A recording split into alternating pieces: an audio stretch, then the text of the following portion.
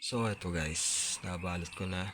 Naibalik ko na sa case niya. So ayan, before and after, ito na yung after niya.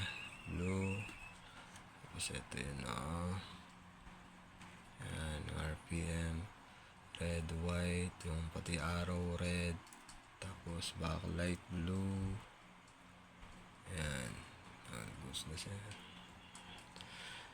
Thank you sir. From North Cotabato. So papa-ship ko na to sir. Babalot ko na siya. Boost na.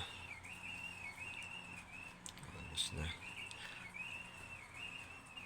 So guys, kung bago pa lang kayo sa aking YouTube channel, paki-like and share na rin, and follow my channel and subscribe, and don't forget to hit the button para updated kayo sa aking mga bagong video. So sana may makuha kayo o matunan. So kayo naman gawin yung mga guys, kung sunburn lang siya, sana kung kaya nyo naman gawin, pero ingat lang sa pagbaklas ng LCD niya. Dapat maklearin nyo na wala nang soldering lead yung mga pin ng LCD, para pag binaklas nyo, swabe, sasama lahat.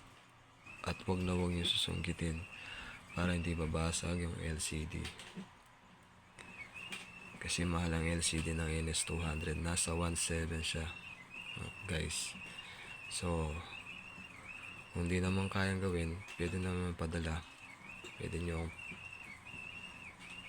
i-message or message kayo sa mismong